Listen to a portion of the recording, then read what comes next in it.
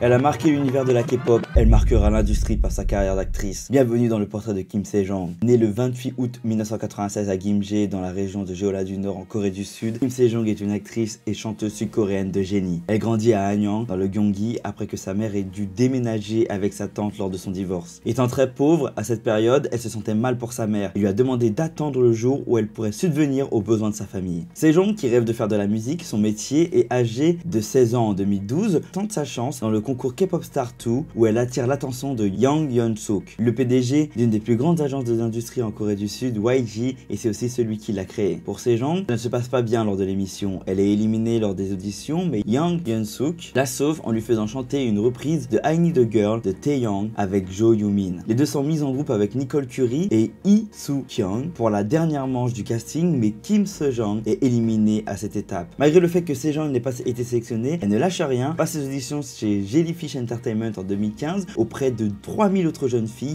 et finit par être choisie par l'agence. Par la suite en 2016, avec Kim Na-yeon et Kim Mina, elle représente Jellyfish Entertainment dans l'émission de compétition sud-coréenne Produce 101 qui avait pour but de former le groupe IOI à la fin. Durant l'émission, elle brille par son talent et sa personnalité. Elle devient rapidement l'une des candidates les plus populaires aux yeux du public et des plus appréciées par les autres participantes. Elle reçoit même le surnom de God Se-jong car elle est restée aux premières et deuxième places pendant toute la compétition. C'est incroyable. Se-jong termine finalement en deuxième position après Jeon So-mi et intègre le groupe éphémère IOI qui fait ses débuts en mai 2016 avec le single Dream Girls. Aux côtés d'artistes comme So-mi et Seungha, elle connaît un fort succès avec le groupe et sa popularité explose en Corée du Sud. Alors qu'elle est toujours dans le groupe IOI, son agent Jellyfish lui fait débuter dans le groupe de filles Gugudan en 2016 avec Kim Na-yeon et Kim Mina, ses collègues d'agence. Toujours en 2016, Se-jong en profite pour faire ses débuts en solo avec son single Flower Way qui atteint la première place du Shaker Digital Chart et devient la soliste coréenne la plus rapide à remporter un spectacle de musique live avec la chanson produite par Zico. Rien que ça. Après la dissolution d'IOI en 2017, Kim Se-jong signe un contrat avec Jellyfish Entertainment en tant qu'artiste solo. Le 12 janvier 2017, elle sort If Only qui apparaît sur la bande originale du drama Legend of the Blue Sea. La même année, elle en profite pour débuter sa carrière d'actrice en obtenant son premier rôle majeur dans le drama School 2017 où elle interprète Ra-eun-oh. Avec Léo de Vix, elle est choisie pour chanter We